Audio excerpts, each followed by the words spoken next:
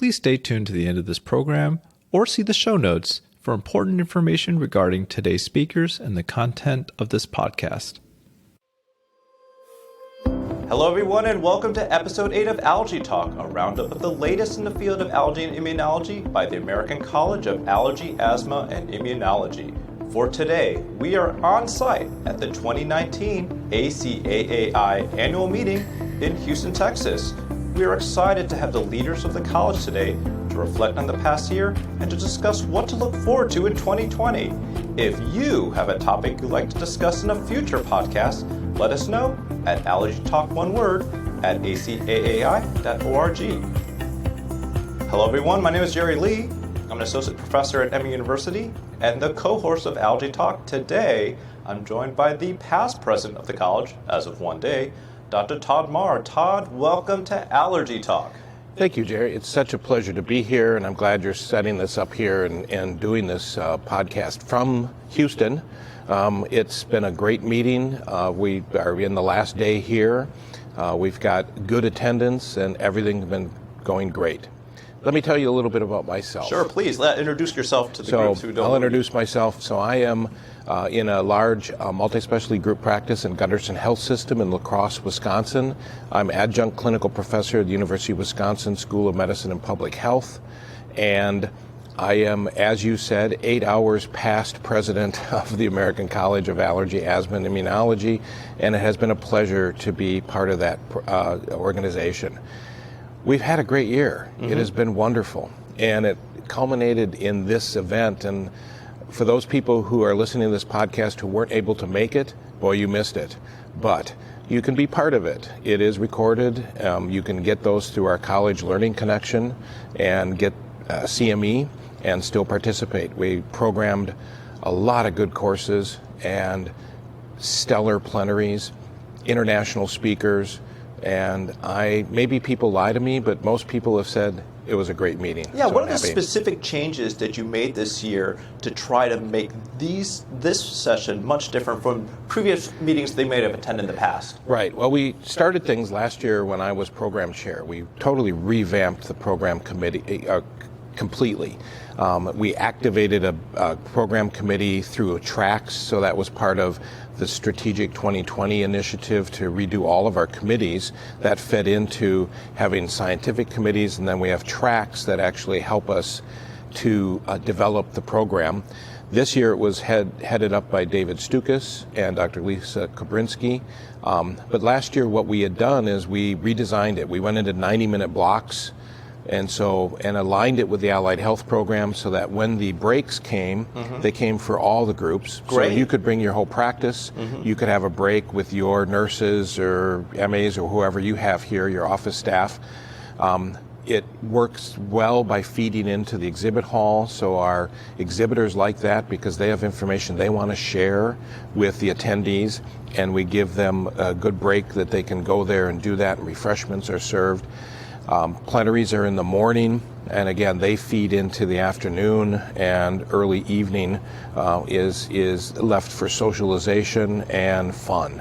And so we basically made it a fantastic scientific meeting, structured in these 90-minute blocks, and then we developed new programming within those blocks. We have did away with the tried and true didactic lectures are still there, okay, but we reformatted a lot of them. We do a round table.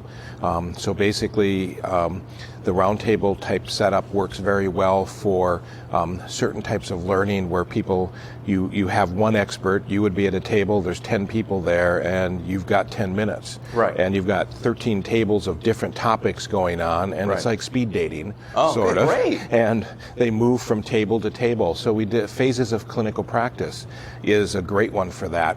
And we get lots of experts talking about beginning a practice, adding allied health personnel to your practice, ending a practice, going into academic practice, all the different phases. And so you can pick which ones you want. We basically this year started a new format called 7 for 11. Okay. So again, you have 90 minutes, and I did it with the section of Allergy and Immunology, the American Academy of Pediatrics. We've got speakers that come from them, and we usually do a joint program, kind of hot topics, but we livened that up a little bit and said, you've got 11 minutes. I'm not going to micromanage you as moderator, but you're going to talk on asthma. You're going to talk about food allergies non-treatment. You're going to talk about anaphylaxis. You're going to talk about immunology. We got some very delightful speakers, and they could do a 20,000 foot view, or they could zero down to a 100-foot view. Great. And the attendees, it was packed. Standing room only. Oh, amazing. And they just loved it. We stayed pretty much on time. They broke the mouse. They had so many slides they were trying to get through. Oh, so we had a little problem. But that's technology, and we rolled with it, and it went pretty good. So the program, I can't say enough about how we're actively inputting new programming ideas. We do like the feedback. So any of you who are listening who actually came to the meeting, please complete your evaluation forms. We do take that seriously. We look at what they tell us. We try to improve what we can and adjust things accordingly. So feedback is always welcome, bad or good, because we grow from there. You know, one of the things I think the college does more is the particular attention to the practicing allergist, specifically practice management. And I noticed that Office Administrators course. I'd love you to tell me more about that. Yeah, the Office Administrators course is basically a separate course. We're actually offering free membership to Office Administrators who their allergist is a member, and so we want to be the source for them. So again, it's programmed by Office Administrators, and they feel part of the team. Okay, they also can go to all the other sessions. Same way with Allied Health. The Allied Health is a 2-day plus program, and again, we structured that to say, let's not have you meet during the plenaries, because the plenaries are such top-notch lectures that we want you to participate in those also, and then we'll basically have your program running concurrently during the other sessions, and they really like that. And we've modified our fee structure so that they're included in all of those. Great. So they don't have to pay an extra fee. So we're continuing to work on that, and I'm glad you noticed that, because we really are, the college strives to be the meeting for the practicing allergist. And I think as we move forward and as healthcare changes, we need to change with it. And that changes we're not training as many allergists as we were. All right, we've got a lot of allergists retiring. We have other allergists coming into practice that are going to have work-life balance things that are different than what we've had. Sure. And so that they may be doing telemedicine. They may be doing other aspects of care. Allied Health may grow, definitely. We want to be their source of education and their point of contact.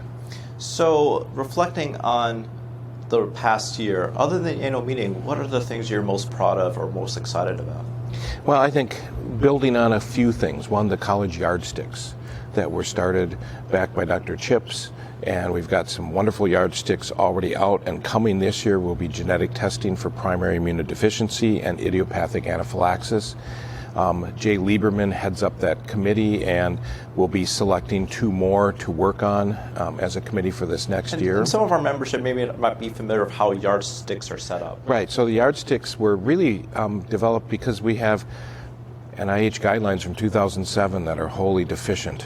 And we have a lot of other aspects in our daily activity that we do that we don't have practice parameters around, and practice parameters are moving to more grade documents and specific PICO questions. And so that creates kind of a problem in that you can't turn them out as rapidly. But our members are saying, hey, I want to know, what's the standard of care out there? What do the experts think?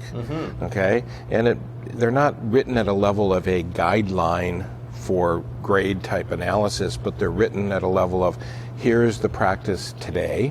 Sure. We don't take any outside funding for these, so they're not commercially aligned from that standpoint for any one product, and they fill the gaps. So we have, severe asthma, we have pediatric asthma, we have atopic dermatitis, and we do what the membership basically are asking. We want something on this.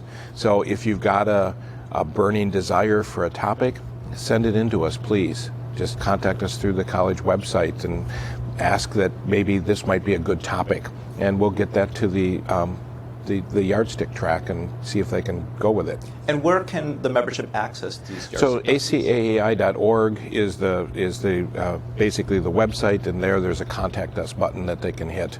Okay. Otherwise, they can email any of us. If they don't know it, they're going to get emails from Dr. Alan Meadows every week, because they got them every week from me. And but on the website to get the yardsticks Yeah. themselves? Oh, the yardsticks themselves are on, it's on the College Learning Connection. Okay. The College Learning Connection is our repository for all our educational items. Mm-hmm. So there you can go and you can basically find the archived meeting. You can sign up for that. We have a lot of free materials that we've put out, a lot of webinars and other CME products and non-CME that are free. We decided as a Board of Regents this past year that we want to improve where we are from the standpoint of what education can we provide you. And we're tired of being nickeled and dimed, and so let's make this be part of our member benefits. So we're always trying to enhance what are our member benefits.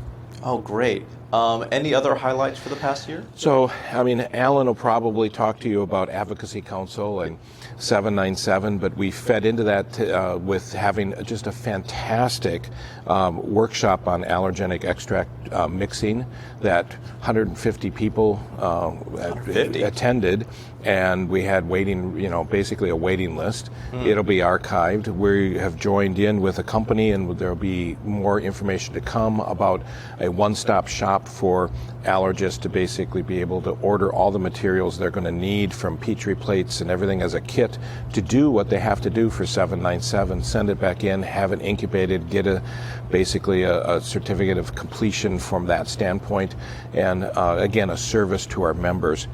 I think we mentioned the practice management part of it from the education, but we have a practice management center, so we have more toolkits, shared decision-making tools, prior authorization, appeal letters generator that's out there that are constantly being updated. Oh, wonderful. So we value those members who give us feedback to say, hey, I'm trying to get this biologic or this XYZ drug for somebody, and this is the pushback I'm getting from the insurance company.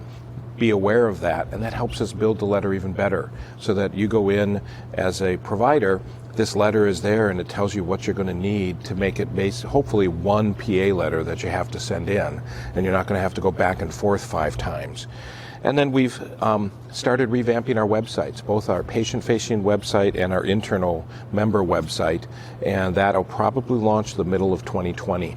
So that's been exciting too. That's a lot of work.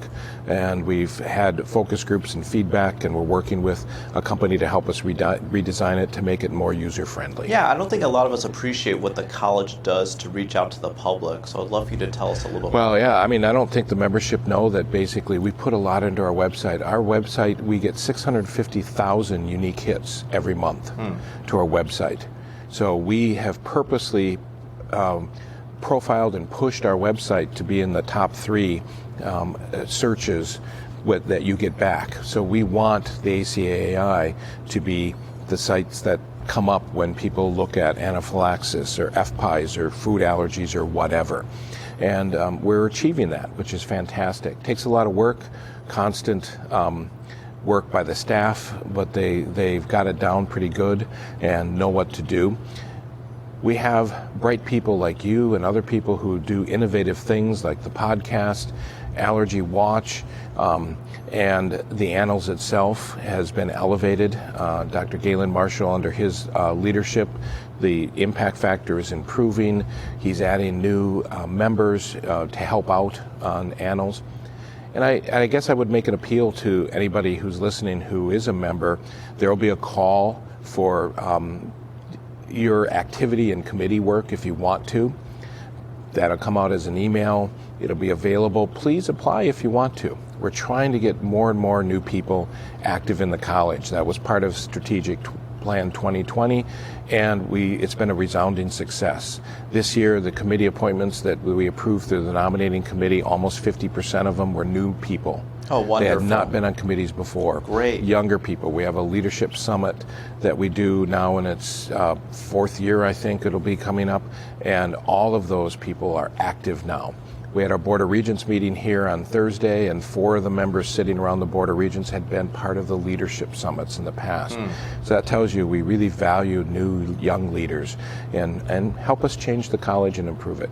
Well, I mean, again, you've listed so many different things just now of how the college supports patient education, supports our membership, and also provides opportunity for our younger members or people who have never considered participating in a national organization to participate. So, again, if there's one thing our membership can do to learn more about what the college does, I guess the website's the best way to I would say reach out to the website. There's ACAAI.org. There's contact areas there, or just pick up your phone and call one of the officers of the college. We're always available to you. I have much more time now as past president. Sure, than I did as president. I bet you do. So yeah, it'll work, and they can just get a hold of us through the college. Well, again, Dr. Mahr, I appreciate your service for the past year, and again, appreciate the opportunities that you've given me myself, and also how the college has served our membership. Thank you for your time. My pleasure, Jerry, and thank you all the members who've had a great year with me. We're great things to come in the future. All right, very good. Thank you. And so now I'm pleased to look toward the future with our current president as of yesterday, Dr. Alan Meadows. Welcome to Allergy Talk. Oh, thank you so much. Gerald, you do such a fine job here with Allergy Talk. Those of us in leadership enjoy listening to it. Our members are just raving about it. So, part of what I'm talking about is the future. And Gerald, you're the future, all right? The Allergy Talk is, and it's just so valuable to hear the reviews from Allergy Watch and from the other things that go on, and our members are really liking it. But in terms of the future, the president, golly gee, I'm going to just stand on the shoulders of the great leaders that have gone before. Todd Mahr has done a tremendous job Absolutely. as president of the college. Yes. The program that we have here has been completely redesigned. This is something that started way before he was president. He was vice president or president-elect when he started working on this, how all the programs are in neat segments so that we can be together at breaks and then go to our various sessions and be able to see the social events. Oh my goodness, the event for the presidential reception at Minute Maid Park was just a blast. Oh, Everybody absolutely. had a good What a time. beautiful field. It was, and we're hopeful in Phoenix a year from now that we'll have equally fun venues, but it's gonna be a tall mountain for me to leap to do something as good as Todd's done this year. Well, tell the membership a little bit about yourself so they get to know you. Well, I'm an allergist in community-based practice in Montgomery, Alabama.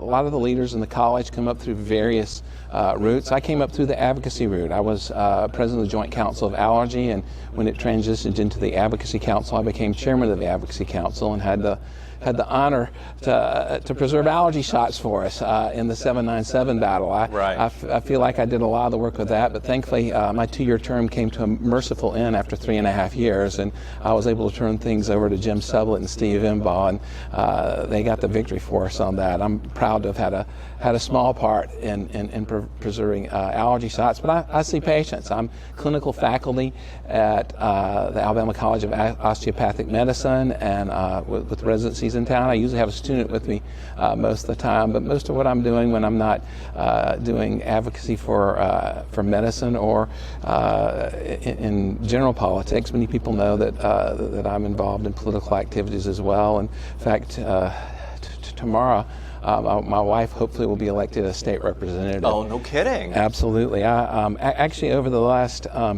7 months, I knocked on 3,000 doors for her. Oh wow, you're hitting the ground just like everyone else. That's fantastic. So it's not as though we don't have a lot to do, but the future for the college is bright. Yeah, and so I guess since you have this strong background in advocacy, where do you see the major issues and the battles that the college will fight for the next year? Well, Gerald, each president kind of brings their own flavor to it. Dr. Foncier will follow me, and with her interest in dermatology, I expect that. But there is an emphasis on advocacy. The first thing that I'm very proud about is the House of Delegates. That is being re-energized to be our grassroots network. Now, one of the things that the Joint Council was great at was advocacy in Washington. I mean, we were just on top of it and top notch, but didn't have the resources to go to a local level. And since we become the Advocacy Council, we realized that particularly with the extract mixing issue, I mean, we've had laws passed in Maryland and Ohio that we didn't even know about. And so we I don't know want that these to laws. happen Tell me again. about, what were these laws? Well, these were laws that prohibited mixing allergy extracts that were passed in Maryland and in Ohio, that were passed before we knew about it. Kathleen May, while she was living in Maryland, worked with us to get the law turned around in Maryland. We got a regulatory fix in Ohio, which quite honestly was not ideal for those physicians. So there's still laws written that may not be entirely favorable to us mixing allergy extracts in our office. We were very thankful.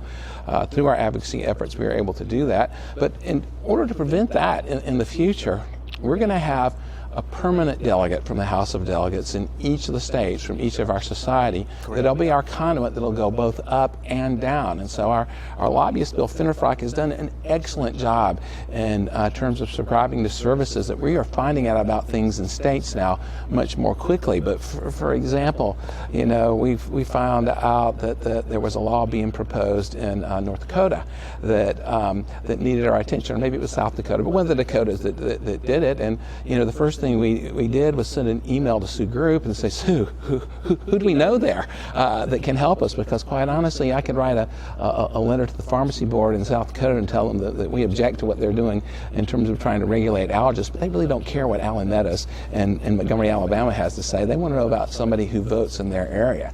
And so what we envision the House of Delegates is that these people will be monitoring on the local level to be able to feed information up to us, and then in the same vein, when we monitor something nationally, we'll be able to feed it down to them. So I'm incredibly excited about this. This will be a process that will go over several years. Big credit to Steve Imbaugh and Travis Miller from Sacramento. They have worked tirelessly to get this done, and I'm pleased that the college voted yesterday to change our bylaws so that we can re-energize it and spend a lot of effort and even money. We're going to be flying our delegates in for meetings in probably Chicago for training sessions, so that we will have people that are a grassroots network that hopefully we can represent the allergists well in every state. Well, you definitely have Alabama locked down, it sounds like. Hopefully.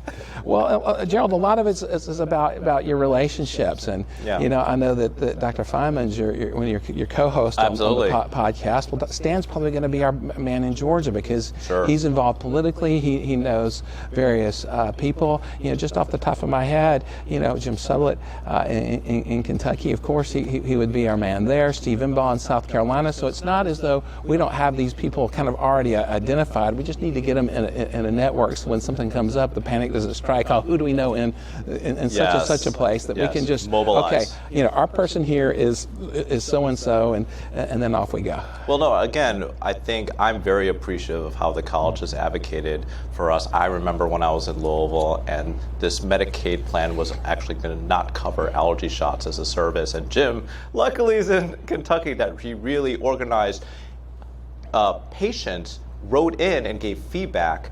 And it was based on patient feedback, and mobilizing the patients is what really brought that down. Well, Gerald, that's one of the good things about our in-person advocacy in Washington is we do it on the same weekend as Allergy and Asthma Network. And this year we're going to have our entire Board of Regents. At least it's been done once in the past when I was on the Board of Regents and Michael Blaze was president. We had the whole board there. In fact, that's kind of how we got Stan involved in all this. I remember Stan and Mike Zitt, who were, I don't know about this, and these guys got to be pros at advocating, and Stan is very involved in our strike force when we have our high-level meetings in Washington, D.C. with people like at CMS and Health and Human Services and the various committees in the House and the Senate over jurisdiction. People like Stan Feynman, Dane McBride from Roanoke, Virginia. These are people that are integral just because they've been interested and been involved. But my goal in having the entire Board of Regents participate in in-person advocacy this May is that we want to build the bench. All right, we want to have more people that are doing that. And when we go up on the Hill, it's important that we have a diverse group of people. Of course, not just racially diverse and males and females, but young and old. I'm very proud of Purvi Parikh from New York. She's been very involved in our advocacy and has helped us very much on the Hill days. But quite honestly, a lot of us who are very involved in this, we're kind of old white guys, and so we need to build the bench, and we don't know who that next person is that's going to say, "Wow, this is something that I can do and I can be interested." That's how I got started. Again, I'm very grateful for the college's efforts in that regard. What other big initiatives you see in the coming year? Well, we're going to be completing our Vision 2020 plan. I know Mike Foggs was president when that was started. A number of great things have been accomplished with that. The House of Delegates upgrade is part of that. We're going to have a project where we're reaching out to nurse practitioners and PAs to try and make them aware of what we as allergists do and make them a better referral source for us. That is certainly one. But now that 2020 is coming to an end, we're going to create a new strategic plan. Okay. And so for the next 3 years, looking to the future, I am proud that the college is the organization for the clinically based allergists, whether that be in an academic setting or whether that be in a community-based setting. We are the organization for that person, and I expect us to continue to grow into the future, and I'm excited about what's going to come out of the next strategic plan. Yeah, I've seen the growth of allied health recently, and actually I'm coming off the CME committee. We're actually going to do focus groups. We really want to hear from that part of our membership, cultivate that. They have so much out of our specialty. We are a team-based specialty, and I've seen the college has done already with that special program with allied health to address that. Well, we've already begun surveying. I was talking with Nancy Ryan and the staff, and we were talking with some of our industry partners about that. I wasn't aware. We had already started the survey, and so we're well along on that. But to come up with a plan to where we can make those referrals and those collaborations even better than they were before. Is there anything else you'd like to highlight in terms of your goals for this year? Well, I think we've covered most of the big stuff, but it's just, this is a great organization. We're very collegial. We're good to work with one another, and it'd be kind of like the politician says, I just want to mess things up. But we have done so many good things in the college, and we want to stand on the shoulders of the ones that went before us and continue to grow. That we have a meeting that is clinically oriented but scientifically based. Mm-hmm. And when you look back at our distant history in the college, quite honestly, some of the things that may have been given at plenary sessions probably wouldn't have belonged at a scientific meeting. But we've got people like Rufus Lee who decided, no, we want solid science that will help the clinical practice of medicine. And I'm just proud of those initiatives that were started in the 80s, and we intend to continue them. So for anyone who's listening who do want to jump in and maybe feel strongly about some of the initiatives you're proposing, especially advocacy, what would you suggest? Well, obviously they can get in touch with me. It's not a secret how they get in touch with me. You can contact the college office. One of the things through the Vision 2020 that we rearranged and reimagined is the committee appointment structure. So no longer is it just the president comes in and appoints all their buddies to the committee. We have a structure. So someone who wants to get involved, I would encourage them to apply for a committee. We have a leadership summit every year in Chicago for young physicians. This is something that is partially funded by sponsors, but these young physicians that come in, we are so proud. We've got 3 of those people already on the Board of Regents. They're on committees. They're committee chairs. So if we've got somebody under 45 who's interested in getting in, the leadership summit, which will be in March of this year, and there'll be invitations coming out. Or if you don't get an invitation, email me, call me. You want an invitation, I'll invite you.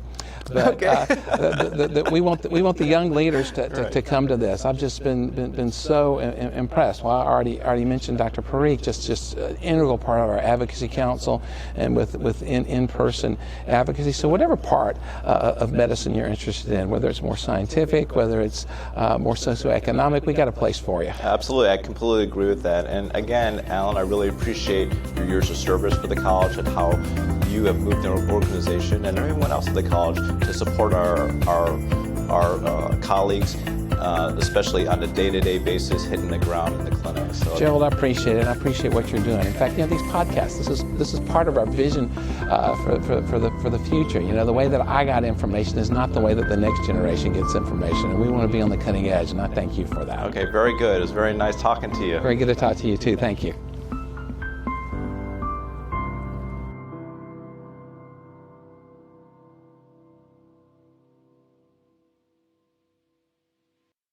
The ACAAI is presenting this podcast for educational purposes only.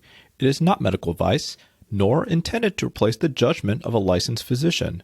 The college is not responsible for any claims related to the procedures, professionals, products, or methods discussed in the podcast, and it does not approve or endorse any products, professionals, services, or methods that might be referenced. Today's speakers have the following disclosures. Dr. Mahr has done research, consulting, and has been a speaker for Aimmune, ALK, AZ, BI, Kaleo, GSK, Optinose, Sanofi-Genzyme, Regeneron.